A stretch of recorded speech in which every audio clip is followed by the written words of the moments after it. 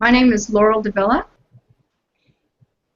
and what we have today is a training for folks who don't know how to do a phone bank. And the panel today are going to have a question and answer period at the end. And our trainer today is Lee Jolliffe. And Lee is a professor. She's a teacher, writer, gardener, and enthusiastic Democratic Party volunteer who loves living in central Iowa. And she'll be training us today on how to do a phone bank. And we also have Gail Mountain. You want to raise your hand, Gail? Hi. And we have Pat Taylor Fuller. Hi. There's Pat. Hi, Pat. And we have Zachary Smith. Okay. All right. So one of the things that which is so nice about this kind of training is you have something called screen share. And so my screen is going to change as I turn the training over to Lee, and you will see my browser in place of my screen as I'm going to do some slides for Lee. Okay, take it away, Lee. All right, look, can I have the first slide, number 1?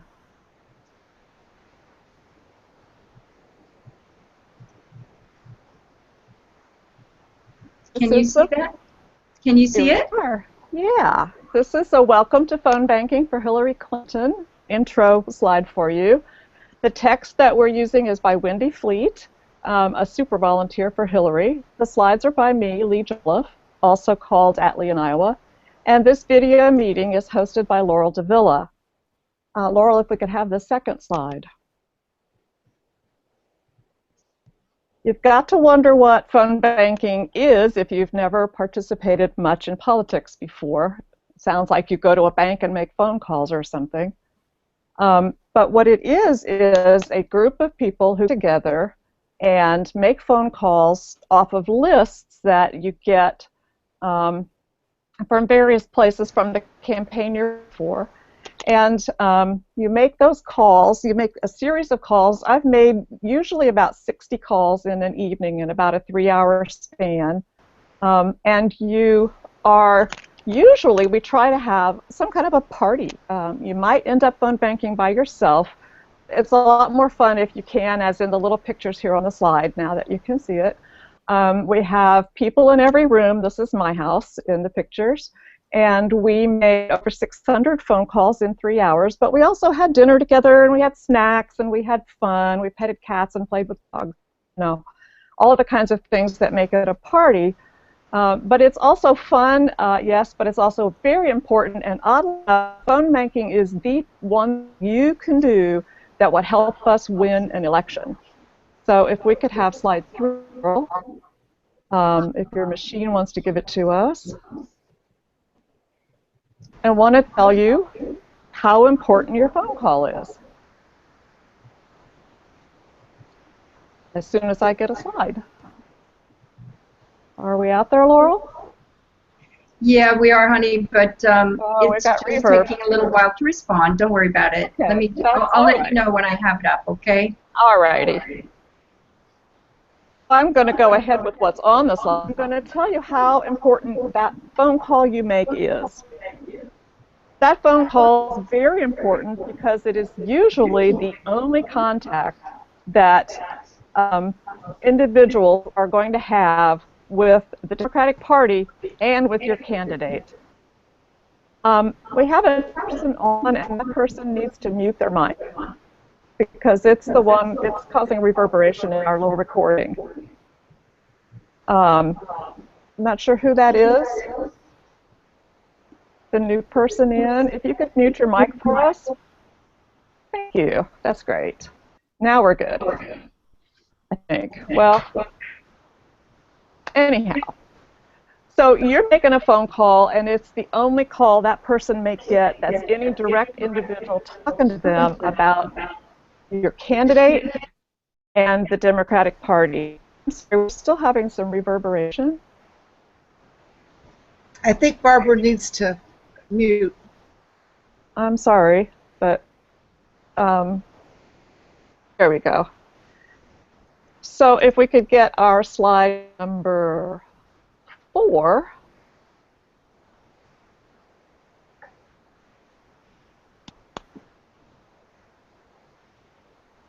Why are you calling? What does it mean that you're going to phone bank and make phone calls? Most of the calls are through a list of registered Democrats. So you're never generally ever calling people that are registered Republicans and going to be hostile to your call. They're Democrats like you. The script is usually going to start out by saying, "Hi, my name's Lee. I'm a volunteer for the Democratic Party or for the Hillary Clinton campaign." So right away they know that you're a fellow Democrat. You're part of a club that they're part of. So when you're making these calls, you're calling people that are almost always friendly. And when you're making calls for Hillary Clinton, keep in mind that 92% of Democrats would, and that means 92% of the calls you make are to people who are happy to hear from you, which is really kind of neat. First, we make a lot of calls at the moment and into the fall to identify the supporters of Hillary Clinton among the Democrats. Then once we know who they are, we also will be calling again to invite them to things, which is very fun. You might say, we've got a Bon Jovi concert. He likes to volunteer for the Dems, and he's always out for an Iowa, so that'll be something you might get to invite him to. Hillary's things they'll want to hear from you about. Later in the campaign, we might begin to make persuasion calls to people who are still undecided. You can choose whether or not you're comfortable doing that. You don't have to make persuasion calls. There are lots of other kinds of calls you can do or other kinds of volunteering in case you find you just freeze up or can't do this. Then right as you approach your caucus or your primary in your own state, we're going to make incredibly important calls. The key phone calls in the end are getting out the vote, or GOTV. We know from the records which Democrats vote every time and are reliable, and we may call and remind them, but the people we work hardest on are a big list we have of the random, sometimes show up, sometimes just don't make it Democrats, and we work really hard to get those folks to the polls. If we could have slide called 4B.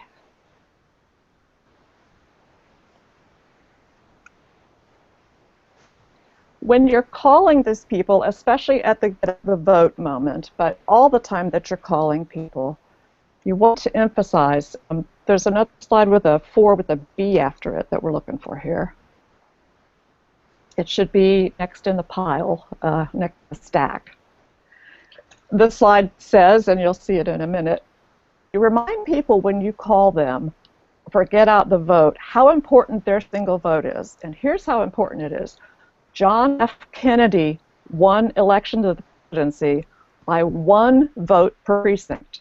And a precinct is a large, view your neighborhood as a large area, and that's a precinct. And John Kennedy won election, you know, one of the most wonderful presidents we've ever had.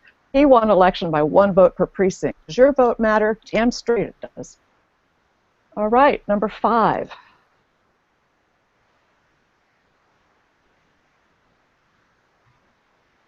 And odd things happens when you're called.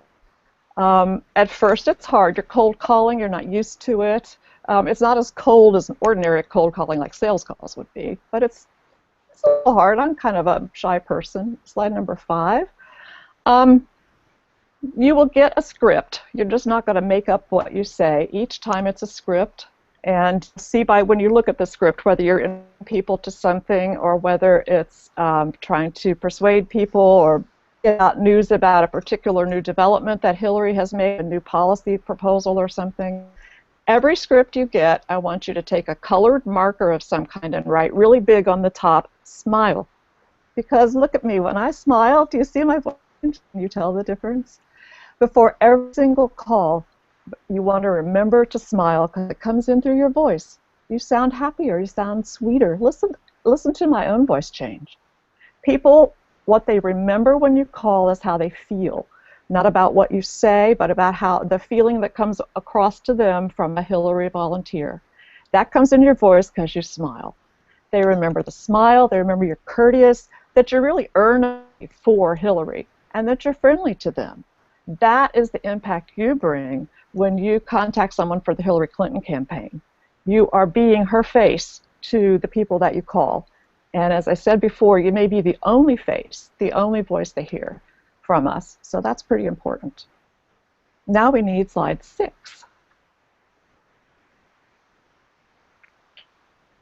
The campaign is currently in a stage where we're identifying and then also nurturing the people that are for Hillary. Hillary came in this time very slow, very individual focused. A lot of her campaign staff go and have one-on-one meetings with early people that we identify as being supporters to find out, why do they support Hillary? It's number 6. There we go. Where is it? It vanished.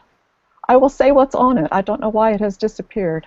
I will say right now we're nurturing people, calling through a list. We know they're Democrats, but we don't know if they support Hillary or not. But keep in mind, 92% of Democrats would vote for her, even if they perhaps aren't in the 60% that support her at the moment.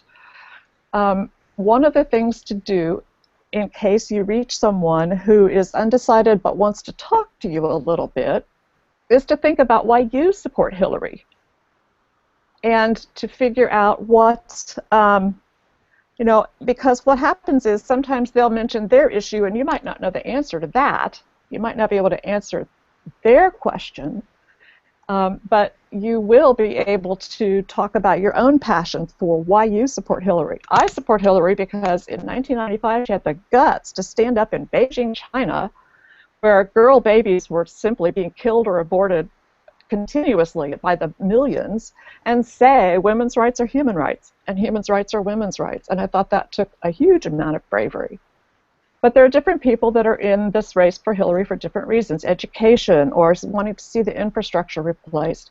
Think about what your reason is, and then when someone asks you that question that you can't answer, or when someone asks you about Hillary if they're an undecided, you have that to tell them. And that passion that you have and your reasons can inspire other people to talk with you and sometimes to think about what they like about Hillary.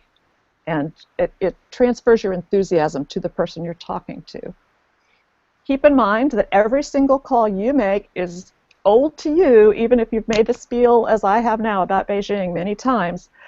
The person that you're talking to is just now hearing it. They haven't heard it before, but they're hearing it now. So reuse all your best material and try to remember to slow it down and make it fresh and sound as enthusiastic at the end of an evening of calling as you were at the beginning. Now I need slide 8, if it would like to come up. And that one I do see on the screen. I don't know why slide 6 vanished. A reminder, and it's a good one for me because you will have already noticed your presenter tends to talk a little fast. Speak slowly. You have done it before, but it's new to your caller. Try to relax, smile, and have an enjoyable evening making these calls. They're all good. I've been making calls for many nights, and I've only had one person hang up on me and 2 people turn out to support that other candidate, one of the other candidates.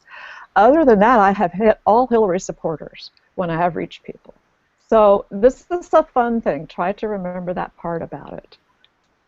Then if we could go to slide 9. Yes, you are going to reach some people that are not nice. There aren't very many of them because they're Democrats. We're calling Democrats, and they don't tend to be the angry type of folks for the most part. You're going to hit them.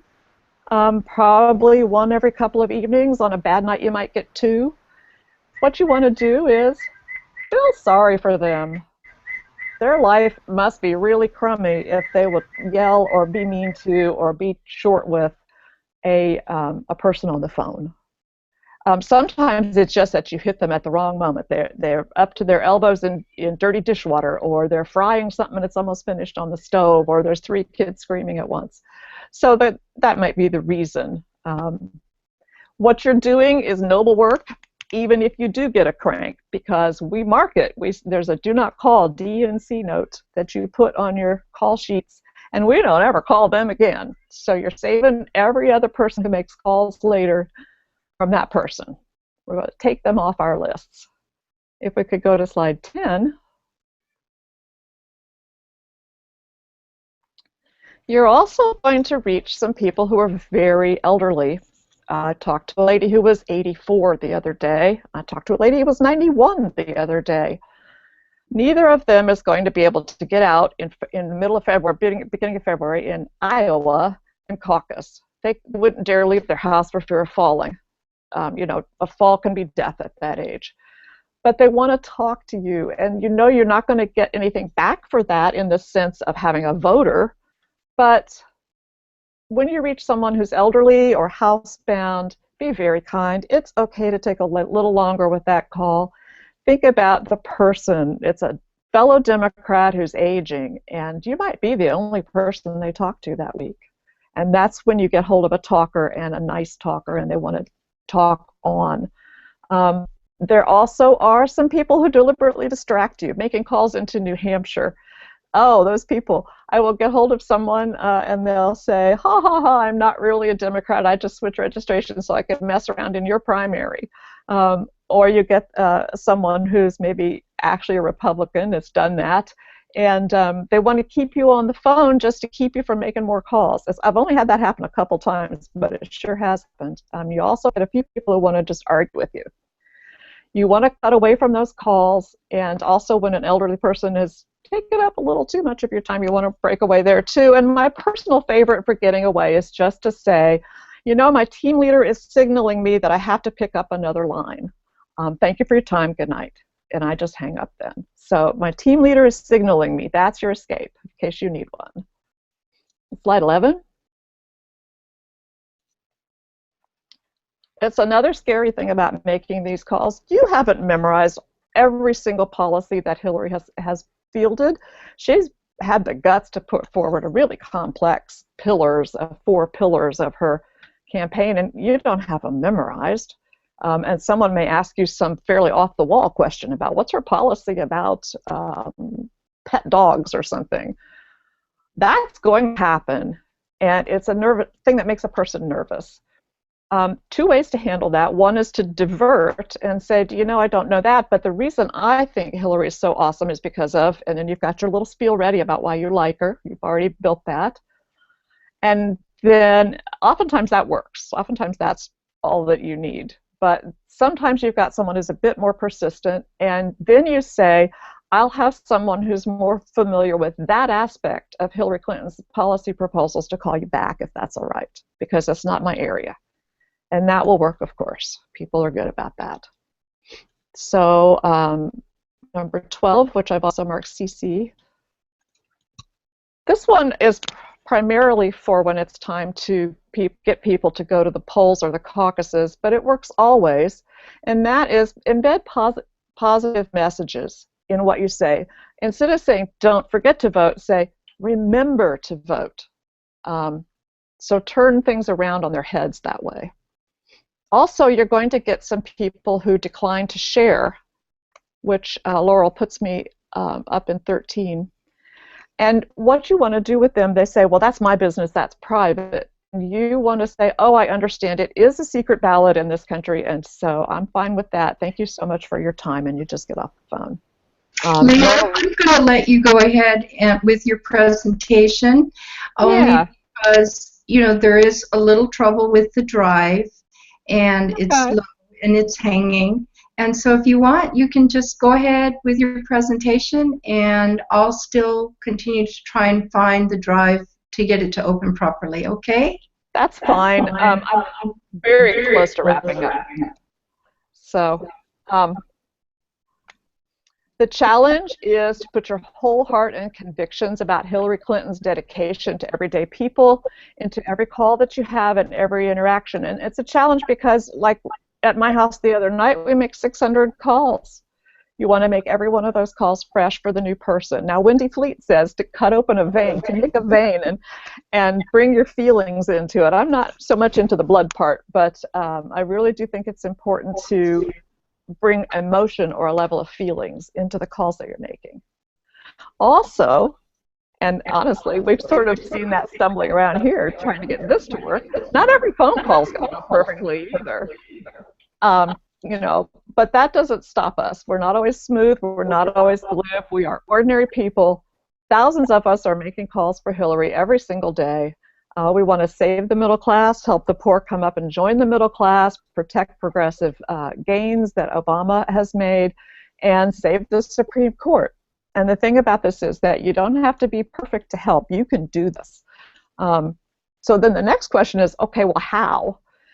You are going to need to use a little ingenuity if you're not in the earliest states where we have many, many offices, as we do in Iowa, New Hampshire, I believe it's North Carolina. Instead, you want to go to the HillaryClinton.com site and put a /events, www.hillaryclinton/events, and put in your zip code to find some of the people who are close to you. Go to the nearest event and meet the people. Another way to find out is to message me on Facebook, Lee B. Jolliffe, and I will try to find you somebody. I've got contacts just everywhere. Hillary does have staff in all 50 states and volunteers in all 50 states, and so we are going to be able to hook you up with a way to help, even if there's not phone banking in your personal neighborhood or your personal state. So we're going to hook you up with a local volunteer if you can't find someone. Thank you for your time. Very good. All right. Thank you, Lee. Now, I'm sure folks have some questions. I know I do. I was wondering, can I help if I am not in an early primary state? So what if there's no group or campaign office near me? The coolest thing about that is that as long as you have your phone and your computer, you can hook in with some states who need help. For instance, I have a contact person in Nevada, and they will actually pop up the list of people for you to call and the things to mark right there on your computer. It's called the dashboard. And so you can make calls from home if you're homebound. What's a story I was going to tell later, but I called a lady who just had both her feet amputated, and she still plans to make calls for Hillary as soon as they let her out of the hospital and into assisted living. Can you imagine? Unbelievable. So that's wonderful. Anyway, yeah. All right. Who else has a question today? I've got a question, Lee. When you talk about the list, and I know there's different sort of categories, like they're all Democrats, or they're all Democrats that you know voted, or they're all Democrats that you know voted sometimes but not all of the time. Where do those lists generate from? Is that like a matter of public information? Because I'm sure people must wonder about that. Yeah, and sometimes, especially the secret voters, get really mad to find out you know that they're a member of the Democratic Party. Like, that's my personal information. Yeah. But it's public information, the party memberships as part of your voting. And what each party does, and every candidate does, is they get something called the VAN, Voter Activation Network.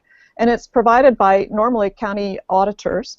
And so your campaign will have a list of all the Democrats. And the Republican campaigns, every one of them, will have a list of all the Republicans. We pay them. We pay for this to some extent with money, but we also pay back by updating these lists, because you'll find when you're calling that there's nobody home, or the person, you reach them on their cell phone number, but they live in Washington or New Jersey instead of Iowa. So we clean up the list for them in exchange for using it. Okay, oh, thanks. and where you actually get it would be from this dashboard if you're making calls from home, or from the campaign that you're working with locally. Great, thank you. Okay. Hi, Lee. Sometimes in the evenings when I call, I get a lot of wrong numbers, or people aren't home. Is there any good that comes from these wrong numbers or from missing people? The interesting thing about that is, yes, we're cleaning up that list for the party, but we're also able to use those not home. Well, the not homes tell us, we actually enter these, and we have some computer geniuses telling us when to call those people, since they weren't home at a particular time of night on a particular day. Next time they show up on a phone bank list, it'll be a phone bank that's making calls at a different moment. And then the wrong numbers also help us. Both of these help us focus the efforts of our volunteers for our candidate on just the real people. And the more we can tighten that down as we get closer to the election, the more we can focus on getting the people that matter, that we know are supporters, and getting on the phone with them and getting them to the polls. So it's awesome to actually have wrong numbers. It's sort of weird, but it's very helpful. I have a question. The last time I did a phone bank, I got a lot of answering machines. I don't know whether they were just expecting the calls that night and they just let it go to the answering machine, but when that happens, am I supposed to go ahead and do the script right into the answering machine, or is there some other way I should handle it? We're asking the people with the specific campaign we work with which way they want it to be handled. Later, when we are, say, telling people about a big event where there's lots of space, you might be asked to leave the script material on the answering machines. But now, when we're trying to identify our supporters, they're saying, no, please don't do that. It just generates multiple calls, and you don't know how many different people are calling them every night and getting them not home. And you don't want the live person who finally does catch them to be angry because they had 6 answering machine messages already from you. So right now we're saying no, but the campaign person you hook up with will tell you. What am I supposed to do? I also had another one. I was calling and some fellow was just irate at me because I was interrupting his supper. And he said, I'm not going to vote for your candidate because you called and interrupted my supper.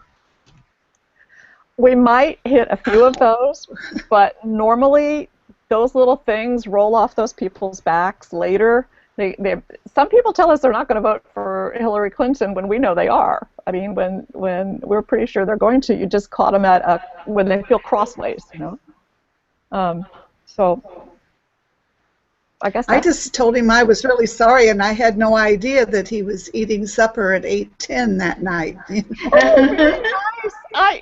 We're calling starting at 5 in the evening, so we really are catching people at their supper. But yeah, we would just apologize. And one of the things we say when people complain they're getting too many calls from us is, oh, we have such an enthusiastic bunch of volunteers, and we're trying to keep up with putting the information in the database, but oh, there's so much activity here and enthusiasm and so many people that sometimes we just get our wires crossed. And that's kind of a fun answer, I have a story to tell you.